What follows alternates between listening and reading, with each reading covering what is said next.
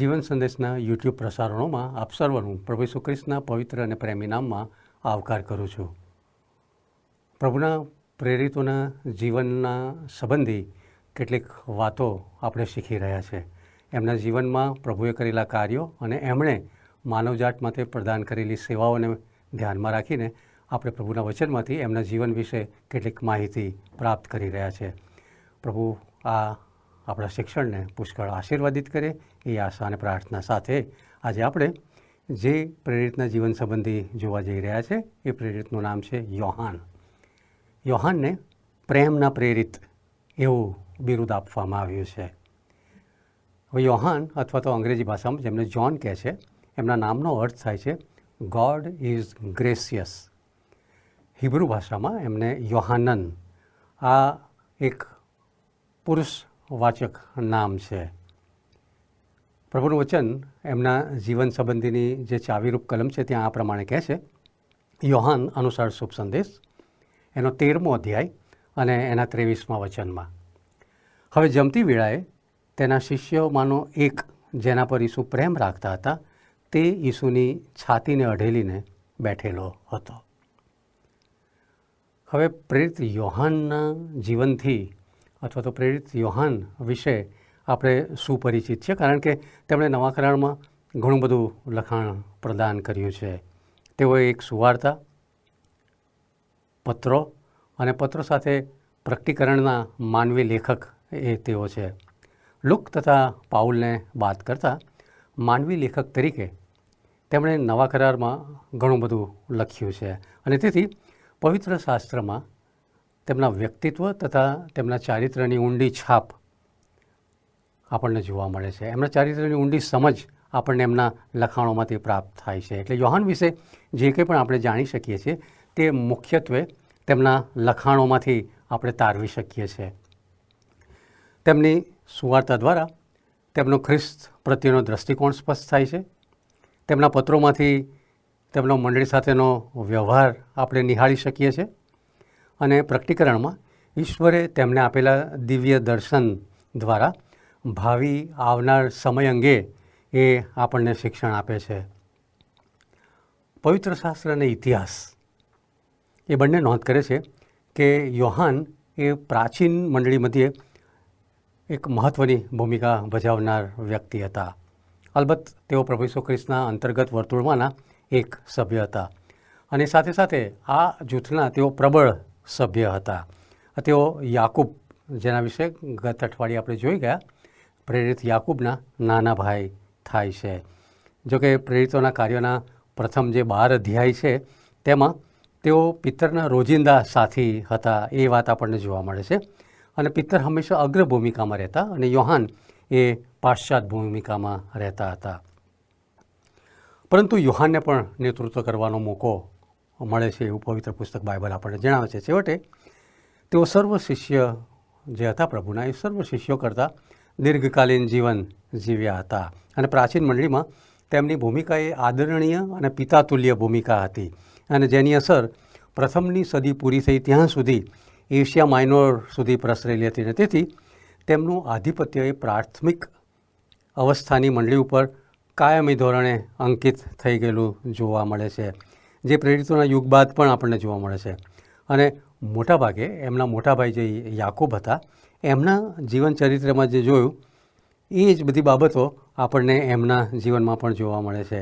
અને તેથી કરીને એ બંને ભાઈઓની જ્યારે સાથે સાથે વાત કરવામાં આવી છે ત્યારે બંને ભાઈઓને છૂટા કરવા એમને વિભાજિત કરવા એ પણ આપણા માટે એમને શીખવા માટે અથવા એમણે જે કંઈ શિક્ષણ પ્રદાન કર્યું છે એમાંથી એ બાબતો શીખવા માટે આપણે સક્ષમ થઈ શકતા નથી. તેથી એ બંને ભાઈઓને સાથે રાખીને જે કંઈ પ્રભુના વચનોમાં લખવામાં આવ્યું છે એ સાથે સાથે એમણે જે કંઈ અલાયદી સુવાર્તા લખી, અલાયદા પત્રો લખ્યા અને છેવટે પ્રકટીકરણનું પુસ્તક લખ્યું, એ બધી બાબતોને જ્યારે આપણે જોઈએ છીએ ત્યારે આપણે એમના ચરિત્ર વિશે જાણી શકીએ છીએ.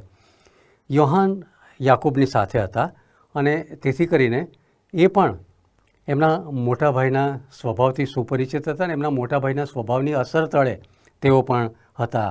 અને તેથી કરીને જ્યારે આકાશમાંથી અગ્નિ લાવીને સમરૂનને ભસ્મ કરવાની વાત આવે છે ત્યારે એ એમની સાથે હતા. આપણામાં મોટો કોણ એ બાબતની જ્યારે ઘનિષ્ઠ ચર્ચા થાય છે ત્યારે એમાં પણ તેઓ સામેલ હતા.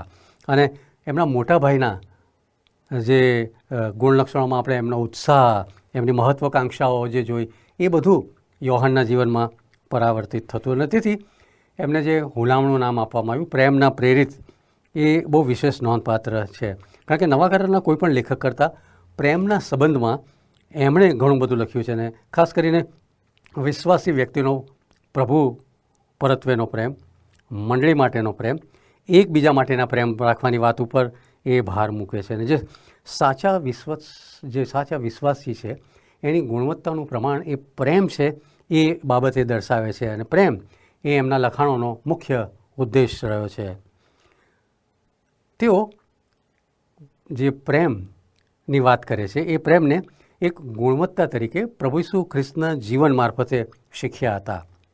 તેઓ આ વિષય કે પોતે આપોઆપ સહજ રીતે શીખ્યા નહોતા, પણ તેમની જુવાનીના દિવસોમાં એ પણ ગર્જનાના દીકરા હતા. એટલે એમના મોટા ભાઈની માફક એ પણ પ્રચંડ કોઈપણ રીતે કોઈપણ કાર્ય કરવા માટે પોતે જ આતુર છે અને પોતે જ કરશે, એ બધી એમની જે જીવનશૈલીની અંદર વણાઈ ગયેલી બાબત હોય એ રીતે એ જીવન જીવતા હતા. તમે જો મધ્યકાલીન યુગના કેટલાક ચિત્રો આપણે કોઈકના ઘેર ગયા હોય ને એમણે એ પ્રકારની છબી લગાવી હોય, ચિત્ર લગાવ્યું હોય, તો ત્યારે આપણે જોઈ શકીએ છીએ કે પ્રભુ ઈસુ ખ્રિસ્તના ખભે અઢેલીને એક વ્યક્તિ બેઠી છે. અને જ્યારે આપણે એ ચિત્ર સામે જોઈએ છે તો આપણે એમ જોઈ શકીએ છીએ કે એક સાલસ, નમ્ર, એક પેલા હોલા કે કબૂતર જેવા એકદમ એવા પક્ષી જેવા એકદમ સાલસ અને નિર્દોષ દેખાય. પણ એ રીતે આપણે જો યોહાનને જોવા જઈએ તો શરૂઆતમાં આપણને એમ લાગે કે આ યોહાનનું ઉપહાસ કરતું કે વ્યંગ્ય કરતું એ ચિત્ર હોઈ શકે. તેઓ તો ઉગ્ર, કઠોર, અન્ય માછીમાર જેવા જ હતા. અને તેની સાથે સાથે એમના મોટા ભાઈ જેવા તદ્દન અસહિષ્ણુ એવા એ હતા. જે સમદ્રષ્ટિ સુવાર્તાઓ, જે 4 સુવાર્તાઓ છે, એમાં વાસ્તવમાં માત્ર એક જ વખત એ પોતાના સંબંધની ઉલ્લેખ કરતા એ વાત કહે છે. કારણ કે એ પોતે સ્વમતાગ્રહી, આક્રમક સ્વભાવ ધરાવતા હતા. જો માથી, માર્ક અને લૂકનો અભ્યાસ કરીએ તો આપણને એવી નોંધ જોવા મળે છે કે યોહાનનું નામ હંમેશા કોઈકની ને કોઈકની સાથે મૂકવામાં આવ્યું છે. કાં તો પ્રભુ ઈસુ ખ્રિસ્ત સાથે, પિત્તર સાથે અથવા યાકૂબ સાથે. માત્ર એક જ વખત એમને એકલા જોવા મળે છે. અને તેઓ જ્યારે એકલા બોલે છે ત્યારે તો એ વાત હોય છે કે પ્રભુ ઈસુ ખ્રિસ્તની આગળ એક વાત રજૂ કરતા હોય છે કે તેમણે એક વ્યક્તિને પ્રભુ ઈસુ ખ્રિસ્તને નામે ભૂતો કાઢતા જોયા હતા, અશુદ્ધ આત્માઓ કાઢતા જોયા હતા. અને એ વ્યક્તિને જઈને યોહાન ધમકાવે છે. અને એ વખતે એ એટલા માટે એમને ધમકાવે છે કે જે વ્યક્તિ એ બીજી અન્ય વ્યક્તિમાંથી જે દુષ્ટ આત્મા બહાર કાઢતા હતા એ એમના ગ્રુપના અથવા તો એમના જૂથના સભ્ય ન હતા. અને તેથી માર્ક આ પ્રમાણે નોંધે છે, માર્ક 9:38, યોહાને તેને કહ્યું કે ઉપદેશક, અમે કોઈકને તારે નામે ભૂત કાઢતા દીધો અને તેને મના કરી, કારણ કે તે આપણી સાથે ચાલતો નથી. અને તેથી સ્પષ્ટ થાય છે કે યોહાનની સુવાર્તાના વૃત્તાંત પ્રમાણે, માર્કની સુવાર્તાના વૃત્તાંત પ્રમાણે સાંપ્રદાયિક અને સંકુચિત મનના, અડગ, અવિચારી અને ધાંધલ દમાલની વૃત્તિ સાથે સંકળાયેલા અને એ પ્રકારની વર્તણૂક કરનારમાં સમર્થ એવા એ પ્રભુના સેવક હતા. પોતાના ભાઈની માફક જુસ્સાવાળા, એકદમ પેશનેટ, ઉત્સાહી અને વ્યક્તિગત મહત્વાકાંક્ષાઓમાં રાચનાર એવી વ્યક્તિ હતા. પરંતુ યોહાન દીર્ઘકાલીન જીવન જીવે છે, લાંબુ જીવ્યા. અને પવિત્ર આત્માના અંકુશ તળે તેમની સર્વ કરજો અસ્ક્યામતોમાં ફેરવાઈ ગઈ. All is liabilities were converted into assets. જો જુવાન શિષ્ય તરીકે તેમની તુલના વયોવૃદ્ધ કુળપિતા તરીકે કરીએ તો આપણે જોઈ શકીએ છીએ કે તેમની મહત્તમ જે નબળાઈઓ હતી, જે ઉણપો હતી, એમાંથી પરિપક્વ થઈને હવે એ બધી બાબતો મહત્તમ તાકાતમાં, સામર્થ્યમાં પરિણમી હતી. એ એક અદ્ભુત ઉદાહરણ છે કે જ્યારે પ્રભુમાં વૃદ્ધિ આપતા આપણે આપણી નબળાઈઓ, ઉણપો અને તાકાત એ સંપૂર્ણપણે પ્રભુના હાથમાં સોંપી દઈએ છીએ તો પ્રભુ એ બધી બાબતોને સામર્થ્યમાં રૂપાંતર કરનાર એવા પરમેશ્વર છે. અને જ્યારે આજે આપણે પ્રેરિત યોહાન વિશે વિચાર કરીએ છીએ ત્યારે પ્રભુની મંડળીના એક વયોવૃદ્ધ સ્ટેટ્સમેન એટલે કે રાજપુરુષ જે પ્રથમની સદીમાં થઈ ગયા, તેઓ સમગ્ર વિશ્વના પ્યારા હતા. તેમણે પ્રભુ ઈસુ ખ્રિસ્ત પ્રત્યેનો એમનો ભક્તિભાવ અને વિશ્વમાં પ્રભુના સંતો માટેનો એમનો આદર એ તેમને ભિન્ન બનાવે છે. અને તેને જ કારણે તેમને યથાર્થ જે ઉપાધિ આપવામાં આવી હતી, એમને જે બિરુદ આપવામાં આવ્યું હતું પ્રેમના પ્રેરિત, એ યોગ્ય છે. અને આપણે જ્યારે એમના લખાણોની અંદર જો જોઈએ છે તો પ્રેરિત યોહાનનો સત્ય માટેનો જે જુસ્સો અને પ્રેમ દ્વારા એ બિલકુલ બિનઅસરકારક થતો નથી. સત્ય માટેનો એમનો જુસ્સો એ એટલો ને એટલો જ રહે છે જ્યારે એ પ્રેમ વિશે પણ વાત કરતા હોય.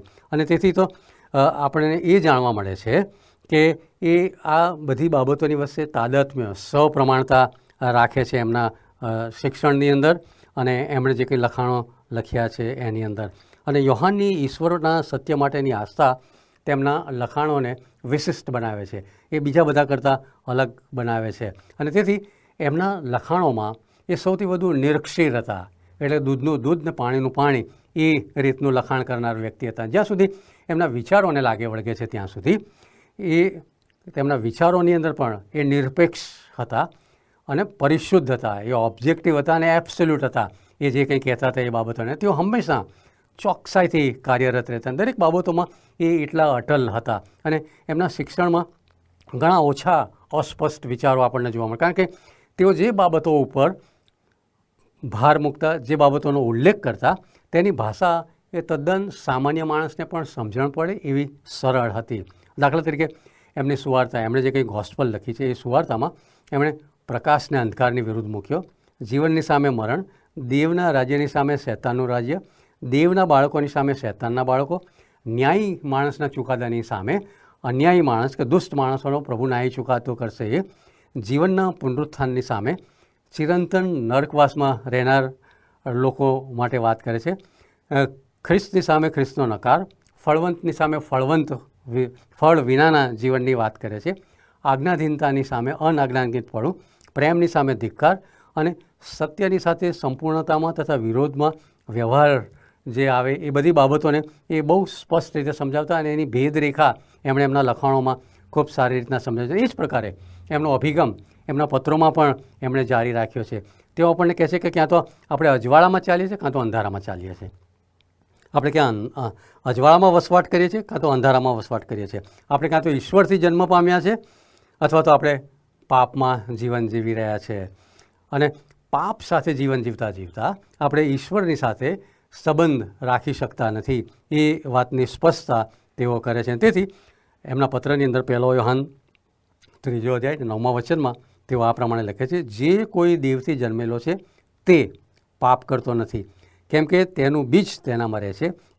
તે પાપ કરી શકતો નથી, કેમ કે તે દેવથી જન્મેલો છે. આપણે ક્યાં તો ઈશ્વરના છીએ, ક્યાં તો જગતના છે. અને તેથી કરીને એ એમના લખાણોની અંદર પુષ્કળ સ્પષ્ટ હતા. એ ક્યારેય એમના વાચકોને અધવચ્ચે મૂકી દેતા નથી. જો પાઉલના લખાણોની સાથે એમના લખાણોને જો આપણે સરખાવવા જઈએ તો યોહાન એ માત્ર એક વાક્યની અંદર જે કહી શક્યા, એને માટે સંત પાઉલે આ એક આખો અધ્યાય લખ્યો. 1 કોરિન્થીયો એનો 13મો અધ્યાય એની 13 કલમોમાં પ્રભુના પ્રેમ વિશે, અગાપે પ્રેમ વિશે સમજાવતા સંત પાઉલ 13 કલમો લખે છે, જ્યારે સંત યોહાન માત્ર એક જ કલમમાં દેવ પ્રીતિ છે એટલું કહી અને અટકી જાય છે. અને એની અંદર એ 13 કલમનો સાર આપણને આપી જાય છે. અને તેથી કરીને એ એમના શબ્દો વાપરવા માટે કંજુસાઈ કરતા હતા. એના કરતાં વિશેષ કે એ ખૂબ ઓછી માત્રામાં શબ્દોનો ઉપયોગ કરી અને ગહન સત્યોને સમજાવવા માટે સમર્થ એવા પ્રભુના પ્રેરિત હતા. અને તેથી કરીને એ વાચકોને જ્યારે તમે એમના લખાણ વાંચો તો એક ચિત્ર જ્યારે તમારી દ્રષ્ટિ તરફથી પસાર થઈ રહ્યું છે એ રીતે કહેવાનો ભાવાર્થ કે એમનું જે ડિક્શન, એમની જે લેખન શૈલી હતી એ એટલી બધી સમૃદ્ધ લેખન શૈલી છે. અને તેથી કરીને એમના લખાણોમાંથી આપણે એમના વિશે જે કંઈ જાણી શકીએ છીએ એ કેટલીક બાબતો આપણે જોઈએ. જે સૌથી પ્રથમ એ એમના લખાણમાં આપણે જે જોઈએ છીએ તો એ હતું પ્રેમ અને સત્ય વચ્ચેનું સમતોલન. એ એમના લખાણમાં જોવા મળે છે. આપણે યોહાનના લખાણમાં પ્રેમ અને સત્ય અંગેનું સાચું શિક્ષણ પ્રાપ્ત થાય છે. પ્રભુ ઈસુ ખ્રિસ્તને દિવ્ય પ્રેમ તથા નક્ષિક નિરપેક્ષ સત્ય તરીકે રજૂ કરવામાં એમના લખાણોમાં એમણે ઘણું યોગદાન આપ્યું છે. પ્રેમ અને સત્યને સાંકળી લેવામાં તેમના લખાણો એ ઉચ્ચ કોટીનું શિક્ષણ પ્રદાન કરે છે. પ્રેમ અને સત્યની જે તાત્વિકતા અથવા તો એની જે ભાવવાચકતા એને સ્થૂળ સ્વરૂપ આપવામાં એ નિપુણ અને સફળ એવા લેખક હતા. આ એક એવા લેખક છે જેમણે એ બંને સત્વ અથવા એ બંને તત્વને પર્સોનિફાય કર્યા છે. એક વ્યક્તિની અંદર મૂકીને એ વ્યક્તિ જાણે કે એ તત્વ છે અથવા તો એ ભાવ છે એ રીતે એમણે સમજાવવાનો પ્રયત્ન કર્યો છે અને એમાં એ પૂરેપૂરા સફળ રહ્યા છે. તેઓ એ કહી શક્યા એમના લખાણમાં કે પ્રભુ ઈસુ ખ્રિસ્ત એ સત્ય છે, પ્રભુ ઈસુ ખ્રિસ્ત એ પ્રેમ છે. એ બંને તત્વોને પર્સોનિફિકેશન અથવા તો એમને વ્યક્તિની અંદર મૂકીને એ વ્યક્તિ એ નક્ષિક પરમેશ્વર છે એ બાબત એમણે મારીને તમારી આગળ રજૂ કરી છે. અને તેથી જ તો મિત્રો, યોહાન પ્રેમ અને સત્યનું સંકલન કરતા બીજો યોહાન એનો પહેલો અધ્યાય અને 3 વચનમાં આ પ્રમાણે વાત કરે છે. પસંદ કરેલી બાઈ તથા તેના છોકરા જોગ લિખિતંગ વડીલ જે સત્ય આપણામાં રહે છે અને સર્વકાળ સુધી રહેવાનું છે, તે સત્યની ખાતર હું સત્યમાં તમારા પર પ્રેમ રાખું છું. અને એકલો હું જ નહીં, પણ જેઓ સત્યને જાણે છે તેઓ સઘળા પણ રાખે છે. દેવ પિતાથી તથા પિતાના પુત્ર ઈસુ ખ્રિસ્તથી આપણી સાથે કૃપા તથા શાંતિ સત્યમાં તથા પ્રીતિમાં રહો. હવે સંત યોહાન આ મંડળીને પ્રેમ કરે છે અને સત્યમાં પ્રેમ કરે છે. જેઓ બધા સત્યને જાણે છે તેઓ પણ તેમનું ધ્યાન એ પ્રેમ પરત્વે અને સત્યના સહવાસમાં રાખે છે. અને તેથી કરીને યથાર્થ પ્રેમનો પાયો, ધ્યાનથી સાંભળજો મિત્રો, યથાર્થ પ્રેમનો પાયો એ સત્ય ઉપર આધારિત છે, સત્ય ઉપર રહેલો છે. અને તેથી કરીને એ જે કહેવા માગે છે એ છે કે the foundation of legitimate love is the truth. સત્ય ઉપર જ આધારિત રહેલો છે અને સત્ય અને પ્રેમ એ બંને અવિભાજ્ય છે. એવી વાત મારીને તમારી આગળ લાવીને મૂકે છે. અને તેથી જે સૌથી મોટો પદાર્થ પાઠ એમના આ જે સત્ય અને પ્રેમ વચ્ચે સમતોલન રાખતા જે શીખ્યા હતા એમાંથી જે આપણે શીખી શકીએ છીએ એ છે કે લવ વિધાઉટ ટ્રુથ ડિસીવ્સ, ટ્રુથ વિધાઉટ લવ ડિવાઇડ્સ. સત્ય વગરનો પ્રેમ એ છેતરપિંડી છે અને પ્રેમ વગરનું સત્ય એ વિભાજન કરે છે. આ એમની પ્રેમ અને સત્ય વિશેની જે સમતોલન રાખવાની વાત હતી એમાંથી હું ને તમે જે શીખી શકીએ છીએ આ અગત્યની વાત હતી. જે બીજી વાત એ મારીને તમારી આગળ રજૂ કરે છે એ તો એ હતી કે તેઓ મહત્ત્વાકાંક્ષા અને નમ્રતા વચ્ચે સમતોલન રાખતા શીખ્યા હતા. હવે જુવાનીના સમયમાં યોહાનના જીવન સંબંધી આપણે જોઈએ તો એમની કેટલીક મહત્ત્વાકાંક્ષી યોજનાઓ હતી. સફળતા માટે, આધિપત્ય માટે, પ્રભુત્વ માટેની મનોકામના હોવી એ બહુ સ્વાભાવિક છે, એમાં કંઈ ખોટું પણ નથી. પરંતુ સ્વાર્થી હેતુઓ માટે આ પ્રકારનું વલણ એ તદ્દન ખોટી વાત છે. નમ્રતા વગરની મહત્ત્વાકાંક્ષા હોવી એ ખોટી બાબત છે. અને તેથી કરીને નમ્રતા વગરની મહત્ત્વાકાંક્ષામાં આત્મશ્લાઘા, આપ વડાઈ અથવા તો આપણી પોતાની જ મોટાઈ કરવાની વાતો એની અંદર આવી જતી હોય છે. અને તેથી કરીને એ જે બધી બાબતો છે એની અંદર આપણને જે ભવ્યતાની ભ્રાંતિ, ડિલ્યુઝન ઓફ ગ્રેન્ડ્યોર એ એવું જોવા મળે છે.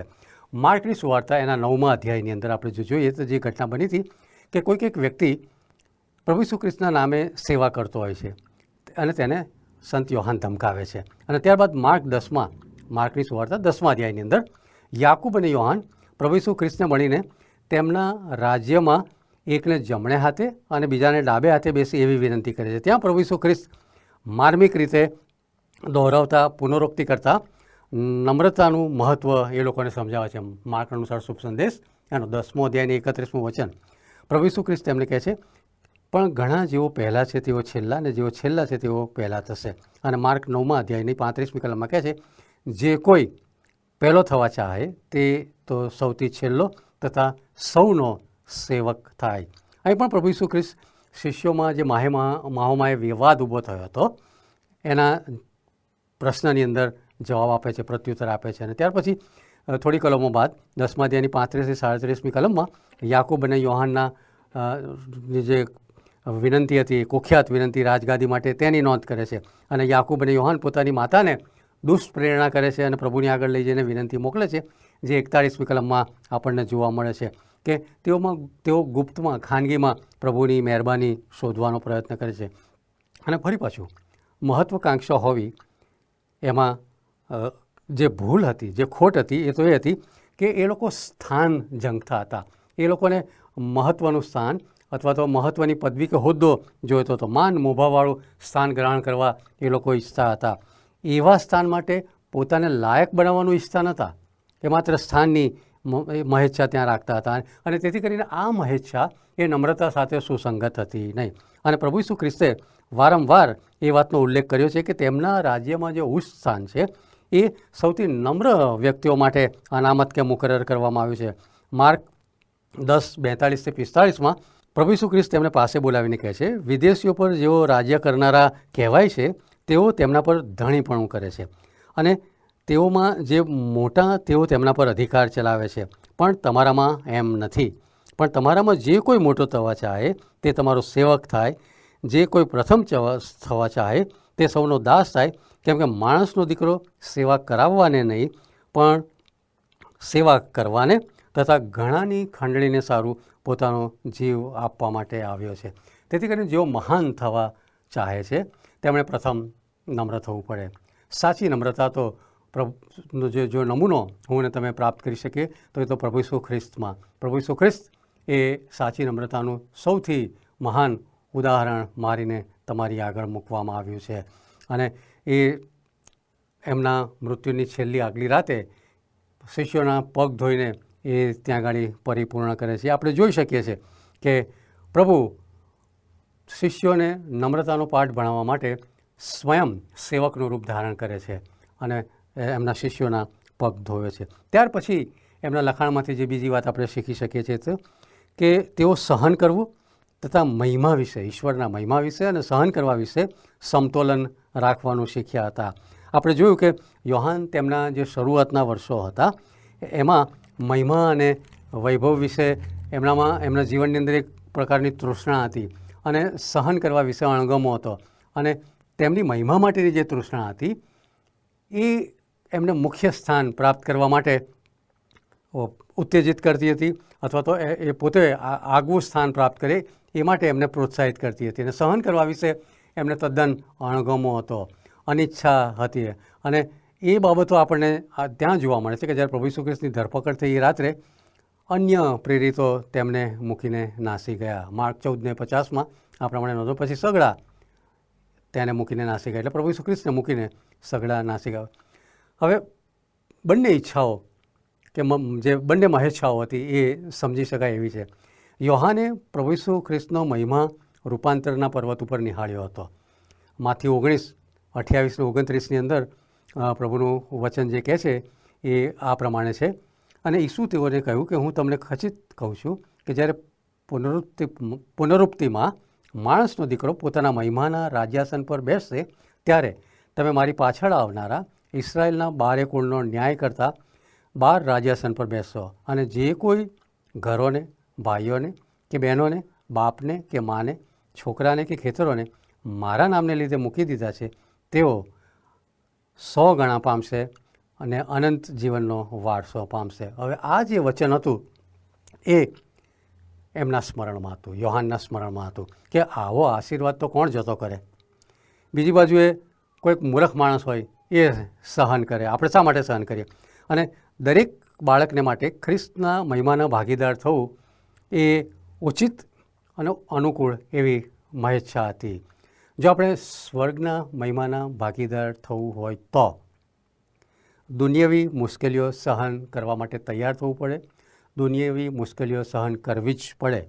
કારણ કે ફિલિપીઓનો પત્ર 3 અધ્યાય 10મા વચનમાં પાઉલ પ્રેરિત પણ આ બાબત ઉપર ભાર મૂકે છે. એ માટે હું તેને એટલે ઈસુને તથા તેના પુનરુત્થાનના સામર્થ્યને તથા તેના દુઃખોના ભાગ્યાપણાને જાણું એટલે તેના મરણને અનુરૂપ થાવ.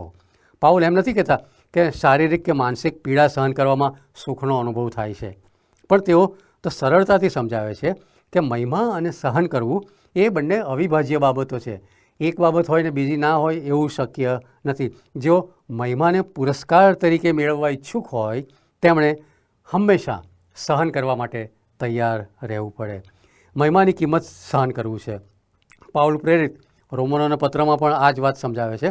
રોમનોના પત્ર 8મો અધ્યાય અને 17મા વચનની અંદર પ્રભુનું વચન આ પ્રમાણે કહે છે, હવે છોકરા છે તો વારસ પણ છે, એટલે દેવના વારસ છે અને ખ્રિસ્તની સંગાતે વારસાના ભાગીદાર છે. તેની સાથે મહિમા પામવાને સારું આપણે તેની સાથે દુઃખ સહન કરીએ તો. તેથી સહન કરવું એ મહિમાની પ્રસ્તાવના છે. આપણું સહન કરવું એ આવનાર મહિમાની આ જીવનમાં મળતી ખાતરી છે. સંત યોહાનના અનુસંધાનમાં બાઇબલ સિવાય એક પુસ્તક છે, વોઇસ ઓફ માર્ટર્સ, એટલે શહીદોનો સાદ. એમાં આ પ્રમાણેની વાત નોંધવામાં આવી છે કે યોહાનને એક વખત ઉકળતા તેલમાં નાખી દેવાનું કાવતરું થયું હતું, પણ દૈવી હસ્તક્ષેપ દ્વારા તેમનો અદ્ભુત બચાવ થયો હતો. તેમને ઝેર પીવાની ફરજ પાડવામાં આવી હતી, પણ તેનાથી પણ તેમને નુકસાન થયું નહીં. અને તેથી કરીને આ બધી બાબતો જોતાં આપણે જોઈ શકીએ છીએ કે એમના જીવનમાંથી જે બીજો પદાર્થ પાઠ હું ને તમે શીખી શકીએ છીએ એ કે જ્યારે હું ને તમે પ્રભુનો મહિમા પ્રાપ્ત કરવાની ઈચ્છા રાખીએ છીએ તો સહન કરવું એ અનિવાર્ય છે, અને એને માટે મારે ને તમારે આપણી પોતાની જાતને તૈયાર કરવી જોઈએ. હવે જ્યારે તેમના મોટા ભાઈ યાકૂબ પ્રથમ શહીદ થયા ત્યારે અન્ય સર્વ કરતાં તેમને માટે આ બહુ મોટું નુકસાન હતું. એક પછી એક સર્વ પ્રેરિતો શહાદત વહોરતા રહ્યા, અને તેમ તેમ યોહાન એક પછી એક એમના જીવનમાં પોતાના ભાઈઓને ગુમાવવા લાગ્યા. અને આ જે એમના ભાઈઓને ગુમાવવાની થી જે નુકસાન એમના જીવનમાં થયું એ દુઃખ અને પીડા સહન કરતા રહ્યા. આ સર્વ તો એમના જે સાથીદારો અને મિત્રો હતા, છેવટે એ પોતે એકલા અટુલા બાકી રહી જાય છે. અને કોઈક રીતે તેમના માટે આ બહુ પીડાજનક બાબત હતી કે હવે તેઓ એકલા સહન કરી રહ્યા છે. અને વાસ્તવમાં તો પ્રાચીન મંડળીના જે વિશ્વસનીય સ્ત્રોત આપણી પાસે ઉપલબ્ધ છે એ બધી જે સાક્ષીઓ છે એ પ્રમાણે એફેસસમાં પાઉલ પ્રેરિત દ્વારા સ્થાપિત મંડળીના તેઓ પાળક થાય છે. અને ત્યારથી માંડીને મંડળીની જે મહાવિપત્તિ કે જે મહામોટી સતાવણી થઈ એ દિવસો સુધી, એટલે કે રોમન બાદશાહ હતા ડોમિટિયન, જે કાયસર ટાઇટસના ભાઈને એમના અનુગામી હતા, જેમણે યરુસાલેમની અંદર પુષ્કળ સતાવણી કરી હતી, એમની સત્તા હેઠળ હતું. એમણે સંત યોહાનનો દેશ નિકાલ કરી અને પેટમસ, જે ગ્રીસ દેશની નજીક એજિયન સમુદ્રમાં આવેલા નાના ટાપુઓનો જે સમૂહ છે એમાં એમને મોકલી આપે છે, અને ત્યાં તેઓ ગુફામાં વસવાટ કરે છે. અને જ્યારે તેઓ ત્યાં હતા ત્યારે તેમને પ્રકટીકરણના પુસ્તકમાં થયેલા એમણે જે વર્ણન કર્યું છે એમાં પ્રભુનો એમને સાક્ષાત્કાર થાય છે. અને તેથી પ્રકટીકરણની અંદર પણ એ જ વાત એ નોંધે છે. પ્રકટીકરણનું પુસ્તક એટલે સૌદર્શનનું પુસ્તક, એનો 1 અધ્યાય અને 9મા વચનમાં પ્રભુના સેવક આ પ્રમાણે વાત કરે છે, હું તમારો ભાઈ યોહાન અને વિપત્તિમાં તથા ઈસુના રાજ્ય તથા ધૈર્યમાં ભાગીદાર દેવના વચનને લીધે, ઈસુની સાક્ષીને લીધે પાત્મસ નામે બેટમાં હતો. હવે કોઈ પણ યોહાનની ઉંમરની વ્યક્તિને માટે આ ખૂબ જ અઘરી, કઠિન જગ્યા હતી. ખાસ તો ત્યાંનું વાતાવરણ, પોતાના લોકોથી એ વિખૂટા પડી ગયા હતા, એકલા હતા, અને ક્રૂરતા અને તિરસ્કારથી ભરપૂર એ પ્રકારનું વર્તન એમની સાથે કરવામાં આવતું હતું. ખડક ઉપર પથ્થર જે હતા એની ઉપર માથું મૂકીને એ સૂઈ જતા, એ રીતે ઊંઘતા અને ધીમે ધીમે વર્ષો પસાર કરતા હતા. અહીં યોહાન સ્વૈચ્છિક રીતે સહન કરતા થયા. તેમના પત્રો તથા પ્રકટીકરણમાં તેમના સહન કરવા વિશે એમણે ક્યારેય કોઈ ફરિયાદ કરી નથી. એ ચોક્કસ વાત છે કે પુષ્કળ યાતના તથા અત્યંત વિપદામાં તેમણે પ્રકટીકરણના પુસ્તકની અંદર જે નોંધ કરી છે એમાં આપણે એ જોઈ શકીએ છીએ કે વિપત્તિમાં તથા ઈસુના રાજ્ય તથા ધૈર્યમાં ભાગીદાર. એ નોંધનીય છે કે એ એક જ શ્વાસે વિપત્તિ લખે છે અને ધૈર્યની પણ વાત કરે છે, જે તેને આપદા સહન કરવા માટે, યોહાનને વિપત્તિ સહન કરવા માટે તૈયાર કરે છે, સ્વૈચ્છિક રીતે તૈયાર કરે છે. અને તેથી અહીં દેવના રાજ્યના મહિમા માટે ભાગીદાર થવા ધીરે ધીરે હવે એ આગળ વધે છે. અને એ પ્રમાણે એ યોગ્ય સંતુલન રાખતા શીખે છે, યોગ્ય દૃષ્ટિકોણ એ કેળવી શકે છે. વધસ્તંભ પર પ્રભુ ઈસુ ખ્રિસ્તને જોનાર જે સાક્ષીઓ હતા એમાંના આ એક પ્રેરિત હતા. અને એમના જીવન ઉપર, પ્રભુ ઈસુ ઉપર એમણે કરેલા વિશ્વાસની જે ખાતરી છે કે જ્યારે પ્રભુ ઈસુ ખ્રિસ્ત તેમની માની સોંપણી પ્રભુના આ સેવકને કરે છે, ત્યારે પ્રાચીન ઇતિહાસના ઘણા સાક્ષીઓ એવું નોંધે છે કે પ્રભુની માતા મરિયમનું અવસાન થયું નહીં ત્યાં સુધી તેમણે ક્યારેય યરુસાલેમ છોડ્યું નહોતું. કેટલું અદ્ભુત! એક વખત જે સમરૂનને અગ્નિથી ભસ્મ કરવાની ઈચ્છા રાખનાર માણસને પ્રભુ ઈસુ ખ્રિસ્ત પ્રેમ કરે છે.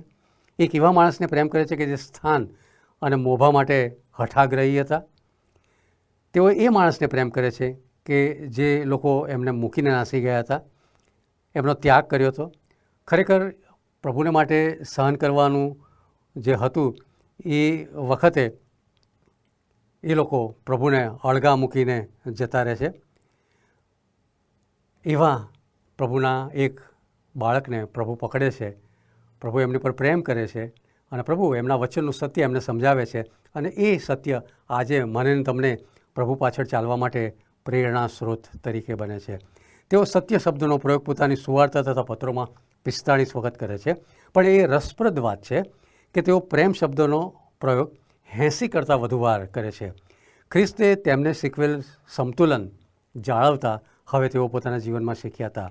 પ્રભુએ તેમની પર કરેલ પ્રેમ એ તેઓ હવે અન્ય લોકો ઉપર કરે છે, અને પ્રેમ અને સત્ય એ તેમના લખાણોનો મધ્યવર્તી વિચાર છે. યોહાનની જે ઈશ્વર વિદ્યા હતી એ પ્રેમની ઈશ્વર વિદ્યા છે. તેમણે જે શીખવ્યું કે ઈશ્વર, બાઇબલના ઈશ્વર એ પ્રેમના ઈશ્વર છે. આ ઈશ્વરે પોતાના પુત્ર પ્રભુ ઈસુ ઉપર પ્રેમ કર્યો, એ ઈશ્વરે જગત ઉપર પ્રેમ કર્યો, તે ઈશ્વરે પ્રભુ ઈસુ ખ્રિસ્તને પ્રેમ કર્યો. આ પ્રભુએ શિષ્યો ઉપર પ્રેમ કર્યો, પરંતુ પ્રભુના શિષ્યોએ તેમની પર પ્રેમ કર્યો અને એ લોકો બધા માણસો ઉપર પ્રેમ કરતા થયા. અને તેથી હવે આપણે એકબીજા ઉપર પ્રેમ કરીએ, અને પ્રેમ એ નિયમની સંપૂર્ણતા છે. એ શિક્ષણ એ પ્રભુના આ સેવકના વચનનું ઘટક છે. આ તેમની ઈશ્વર વિદ્યાનું અસરકારક એવો વિચાર છે. આ એમનો થીમ હતો. તેમ છતાં એમણે ક્યારેય પ્રેમને લાગણી વેડા કે ભાવુકતામાં જોયો નથી. પોતાના જીવનના અંતિમ દિવસો સુધી યોહાન સત્યને બચાવનાર એક પ્રચંડ વ્યક્તિ હતા. તેઓ જૂઠાણા વિશે તદ્દન અસહિષ્ણુ હતા. તેમના પત્રો તેમના જીવનના અંત ભાગમાં લખવામાં આવ્યા હતા. ત્યાં તેઓ ખ્રિસ્તી જે વિચારધારા છે, તેની જે ક્ષતિઓ હતી તેની સામે બહુ સખ્તાઈથી કામ લે છે. તે સાથે ખ્રિસ્ત વિરોધી જે છેતરામણી વાતો, પાપની વિરુદ્ધ અને અનૈતિકતાની વિરુદ્ધ એઓ ખૂબ કઠણ હતા. એ જીવનના અંત સુધી ગર્જનાના દીકરા તરીકે જીવન જીવે છે અને પ્રભુની જાણમાં હતું કે પ્રેમનો આવો બાહોશ વકીલ એવો હોવો જોઈએ કે એ ક્યારેય સત્ય સાથે સમાધાન ના કરે. યોહાનનો જે બીજો મનગમતો શબ્દ હતો એ સાક્ષી હતો. તેમણે 70 વખત આ શબ્દોનો એમના લખાણમાં ઉપયોગ કર્યો છે. તેઓ યોહાન બાપ્તિસ્મા કરનારને સાક્ષી તરીકે વાપરે છે, પવિત્ર આત્માને સાક્ષી તરીકે ઉલ્લેખે છે, ઈશ્વર પિતાને સાક્ષી તરીકે ઉલ્લેખે છે, સ્વયં ખ્રિસ્તને સાક્ષી તરીકે ઉલ્લેખે છે, એમણે કરેલા ચમત્કારોને, પવિત્ર આત્માને અને પ્રેરિતોને સાક્ષી તરીકે ઉલ્લેખ કરે છે. આ દરેક કિસ્સામાં સત્યનો એ સાક્ષી હતા. સત્ય માટે તેમનો પ્રેમ ક્યારેય આપણને ઘટતો જોવા મળતો નથી. આપણને એમ માનવાને કારણ મળે છે, યોહાન 13 અને 23 લખ્યું છે પ્રમાણે, હવે જમતી વેળાએ તેમના શિષ્યમાંના એક જેના પર ઈસુ પ્રેમ રાખતા હતા તે ઈસુની છાતીને અડેલીને બેઠા હતા. યોહાન, સંત યોહાન એ પ્રભુની છાતીને અડેલીને બેઠા હતા. તે દ્વારા માત્ર તેઓ પ્રભુનો શુદ્ધ પ્રેમ પ્રાપ્ત કરતા હતા તેમ તો નહીં, પણ ઈશ્વરના મન, ઈશ્વરના ઈરાદાઓ અને ઈશ્વરની ઈચ્છાઓ એ પ્રભુના હૃદયમાંથી પ્રાપ્ત કરવાની ઈચ્છા રાખતા હતા, જે સંપૂર્ણ સત્યથી ભરપૂર એવી હતી. અને તેથી કરીને પ્રભુના મુખમાંથી નીકળતા તમામ શબ્દો, એમના મનમાંથી સ્ફૂર્તિ ઈચ્છાઓને એમણે એમના લખાણમાં પૂરેપૂરો ન્યાય આપવાનો પ્રયત્ન કર્યો છે. યોહાન મોટાભાગના પ્રાચીન મંડળીના દસ્તાવેજોની નોંધ પ્રમાણે ઈસવીસન 98ની સાલમાં મરણ પામે છે. તે વખતે ટ્રાજન નામના બાદશાહ હતા, એ રાજ કરતા હતા. જેરોમ કે જેમણે ગલાતીઓને પત્રની વિવરણાત્મક નોંધ લખી છે, તેમના મત પ્રમાણે પોતાના છેલ્લા દિવસોમાં યોહાન પુષ્કળ દુર્બળ થઈ ગયા હતા, અશક્ત થઈ ગયા હતા. તેમને ઉચકીને પ્રભુ મંદિરમાં લઈ જવામાં આવતા હતા અને તેમના મુખે એક શબ્દ હંમેશા સતત જોવા મળતો હતો, મારા નાના બાળકો એકબીજાને પ્રેમ કરો. તેમને પૂછ્યું, શા માટે તમે હંમેશા આમ બોલ્યા કરો છો? તેમનો પ્રત્યુત્તર આ હતો, પ્રભુની આ આજ્ઞા છે અને માત્ર આટલું જ કરવામાં આવે તો તે પૂરતું છે.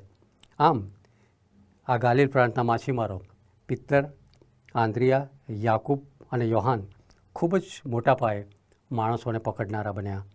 મંડળીમાં ઘણા આત્માઓ જીતવા માટે એ લોકો સફળ થયા.